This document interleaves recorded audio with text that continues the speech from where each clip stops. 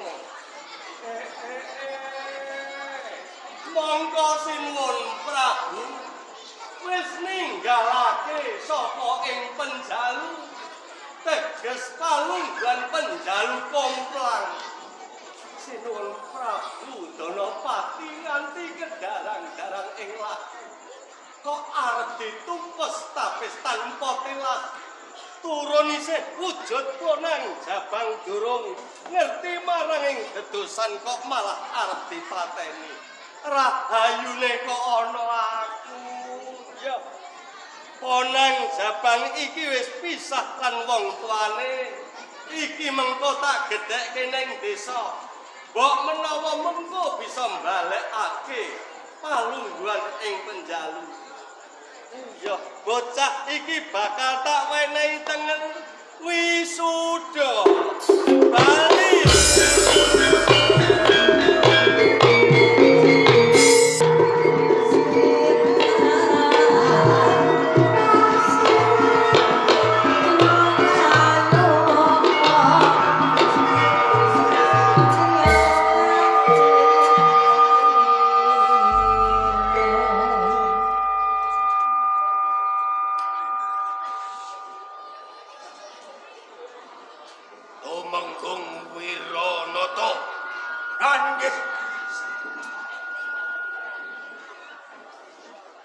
lan kabeh prajurit ana ing kraton Panjalu. Mara sawangen dampar Palwandu kadeng kencana ing kraton Panjalu komplang. Jalan para Danapati sak garwa putrane mentar ingkang tanpa pepoyan. Kula jroning pisuanan iki temenggung lan kabeh para prajurit ngenani komplanging dampar keprabon ana ing kraton Panjalu. Aku Patih Kumara kang bakal jumeneng minangka Nalendra ana ing kraton Panjalu. Monggo saka pinemune tumenggung Wirarata kepiye? Gusti Patih Kumara menawi dikonyun pamanggih kula. Yo Sinten malih ingkang patut landhep lenggahe dampar wonten ing kraton Panjalu menawi boten Gusti Patih Kumara. Jalaran menapa? Yo Gusti Patih Kumara anggenipun merangkani pinangka dados warangka wonten ing kraton Panjalu. Menika sampun dangu sanget. Komplangipun dampar kencana wonten ing kraton Panjalu. Menika ingkang pantes nglenggahi boten wonten sanes kejawi namung panjenengan. Kaya ngono. Tumenggung Wirarata prajurit ing kraton Panjalu. Anggerimbang, anggegeti, hamutosake. Anggerimbang ngenani kumpelangeng, dampar maisodanu, keraton penjalu, tanpa ratu ibarat kutok, kang ditinggal babon, sapu engkang tanpa soh. Kawula uripe bakal bosah baseh krana ora ana kang not. Anggegeti lamun negara ana ing keraton penjalu wis kelangan Sang Prabu Danapati ilang ingkang tanpa boyan. Hamutosake aja nganti keraton Panjalu runtuh krana ora ana ratu. Kula Patih Brokumara arsa jumeneng ratu ana ing keraton Panjalu. Mula PKP mindangka dadi seksi ari palenggan iki Patih Brokumara arsa jumeneng ratu ing keraton Panjalu.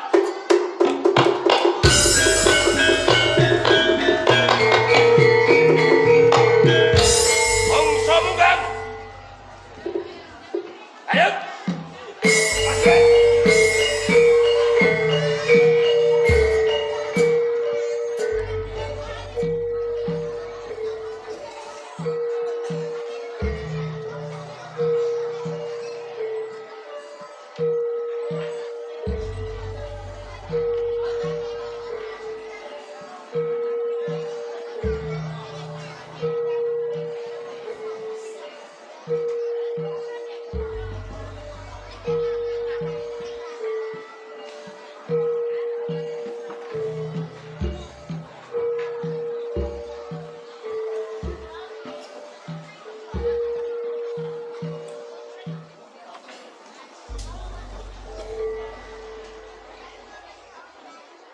ingsun arsa tambah gelar Prabu Anom Brokumara.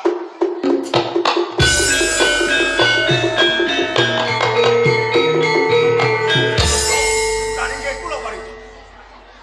Umblanging dampar kepatihan ingkang ingsun piji marangkani ana ing Panjalu jumeneng pepatih ora ana liya jeneng sira Wiranata.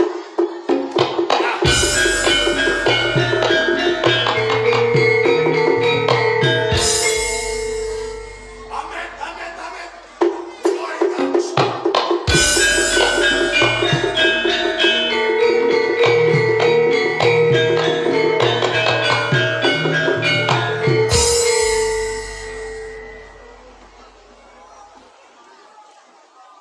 Adipati Sukodana Indratanoya. Kakang Arkyana Patih Brokumara. Punten dalem sel Kakang Arkyana Patih. Iya.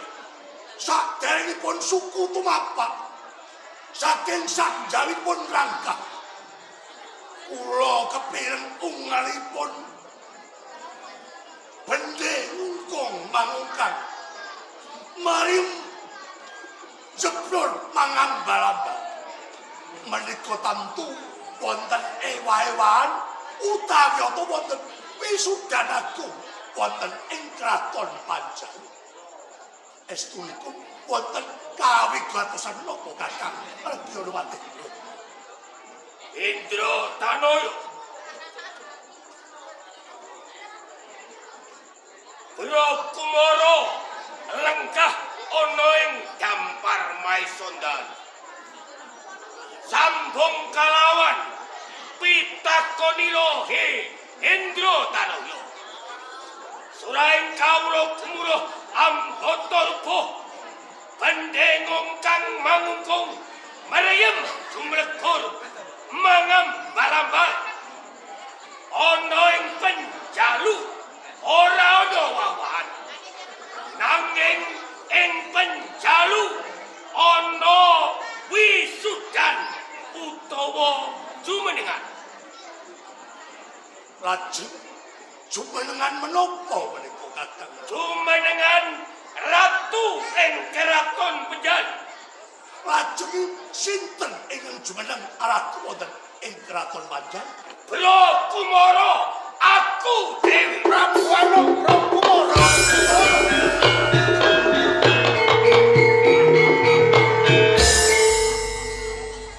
Indro Tanoyo semune cengat. Sawise Bro Kumoro lenggah mendongko pangarsa negara ana ing keraton Penjalu. Kakang Patih Bro Kumoro. Monggo Sinuwun Prabu menika mentar saking praja. Setunggal warsa laminipun sedaya punggawa praja. Panjenengan kalebet kula upadi wonten pundi? Dunungipun Sinuwun Prabu. Boten malah panjenengan lenggah minangka badal wakil dumanti nata. Teges lari antatatan wonten ing keraton Panjalu sampun dipun ewahi. Mila sasampunipun panjenengan jumeneng ratu wonten ing keraton Panjalu. Kula tiyang sepisanan ingkang boten sarujuk panjenengan jumeneng ratu wonten ing Panjalu.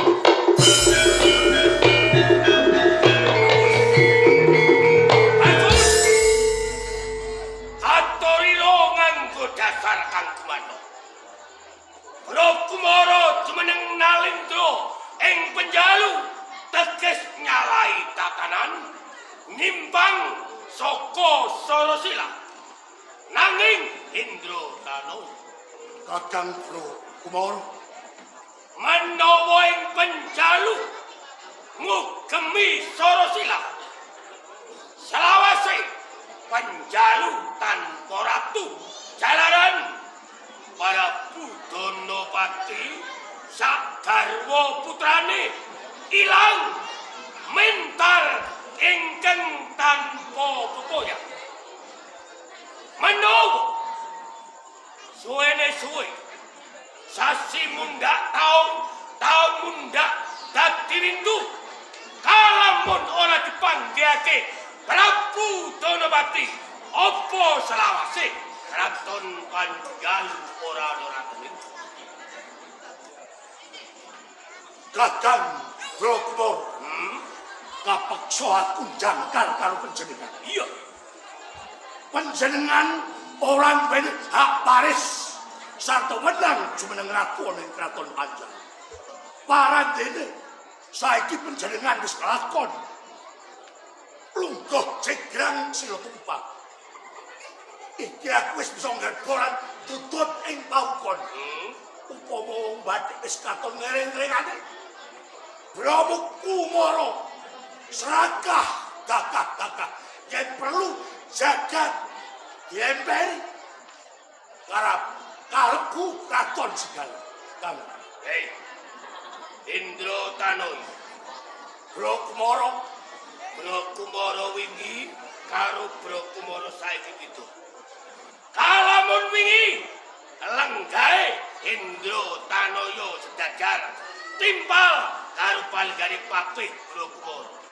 Merga adiwati ana Sukodono. Nanging ari kalenggahan iki Bro Kumoro Nalendra ana ing Panjalu. Teges kedhok rutut pustikaning Janala.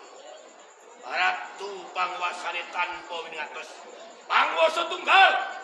Mula marang sapa wae kang ora sarujuk Bro Kumoro jumeneng Nalendra kena minggat saka Panjalu.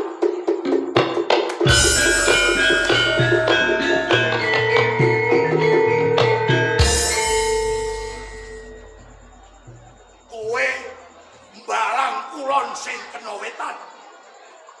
Pancen takon sepisan aku rasa rujuk pranatan ning Panjalu. Apa meneh sing lungguh pepatih ana ing Panjalu Bro Kumoro. Kang, yen pancen wiwit iki dina ora gelem ensor saka keprabon. Aku sing bakal gawe rusak.